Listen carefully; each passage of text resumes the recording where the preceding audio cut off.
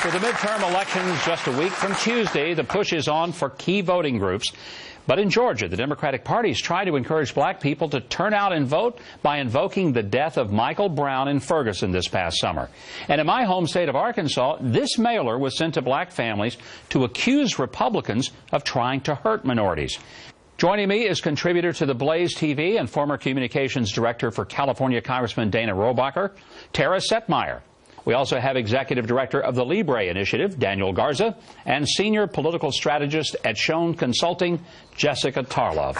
Good to have all of you guys here. All right, Tara, I'm going to start with you. The flyer that we saw in Georgia, the one that we've seen in Arkansas, specifically targeting African-American voters. I mean, is that a scare tactic, trying to keep the African-American voters in the Democratic tent? Of course, because they have nothing else. Now, first of all, this is par for the course.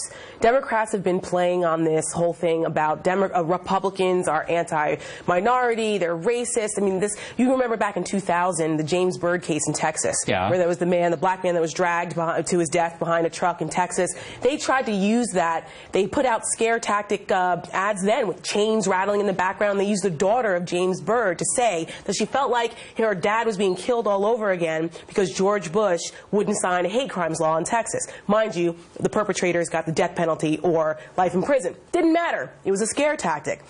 Same thing here. They're exploiting what happened with Michael Ferguson, exploiting what's going on in Ferguson because they don't have anything else to offer the black community. Blacks are actually worse off under Obama by every economic metric, yet they still support him over 85, 86%. So they use the voter ID issue. They'll use any kind of racial inflammation to get people to the vote, to the polls, because they absolutely need the African-American vote to come out in droves if they think they're going to have a chance to keep the Senate. Jessica, do you think you can defend the use of these kind of mailers? I mean, they're kind of over the top, at least from my perspective. I do think that they are aggressive, but I think that what the Democrats are trying to do is make a very important point, and Tara touched on the issue of voter ID laws, and that is important. I mean, it's been shown that those do hurt African-American communities and minorities more generally. And who's shown that? Because I've not seen that. Up in North Carolina, actually, and that was even before the North Carolina law went into effect. Just the idea of the voter ID law, African Americans came out in larger numbers. So that is an absolute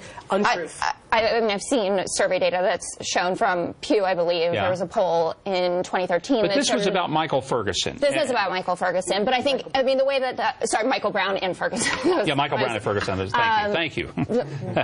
But the point there, I think, is it's not necessarily just about his death, but also who our elected officials are. And I think the issue there is that the Democrats want the black community to know that they can have a say in who gets into elected office. And midterm elections have historically low turnout, and the Democrats are rallying a part of their base. It's not their only base, and I agree that the economic numbers are not great for the African-American community vis-a-vis Obama, but that doesn't mean that the Democrats are not still the better party for them overall. It just seemed that it was an over-the-top thing to say that if you vote Republican, your life's going to be worse off. I'm thinking, how much worse can it get than it's been over the last 8 years? But also, what are the Republicans saying to this community about how their life is going to be better under them? I mean, the GOP has not really put forward a... The fact is that 70% of Latinos are actually for ID at the polls. This is the liberals, the false posturing by the liberals, trying to project their concerns onto the Latino community.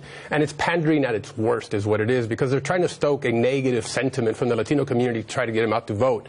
And it's a bad narrative, and I think they're going to face the consequences for it. Daniel, we need to change subjects here. Daniel, I want to get to this. Ann Coulter recently said on Bill O'Reilly that Latinos are being sucked up to the GOP needs to quit sucking up, and that was her word, sucking up to the Latino voter. I was offended by that, because I personally think that whether it's Latinos or African-American voters, the Republicans have made a big mistake by acting like those voters are voters we can't have. Right. I mean, I'm a Republican. I got a huge majority, or a huge turnout of both Latino voters, 49% of African-American voters in my state. I think Ann is dead wrong. I'd like to get your perspective. I think she's being reckless, too. I think it's tragically short-sighted by Ann in this case. Look, the fact is that Latinos are a critical voting bloc, and they are only growing, and their strength in numbers is growing. They will tilt the House in New Mexico. They will tilt the Senate at the state level in Colorado. You are going to have Latinos who are actually going to gain Republican seats in the Congress. Curbelo, Mooney, You're seeing Marilina Garcia do a great race, Tachera in California, Pedro Celis in Washington State.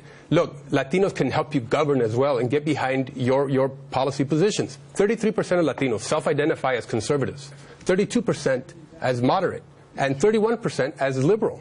So at any given time, you got 60 to 66% of Latinos agreeing with you. Engage and you win.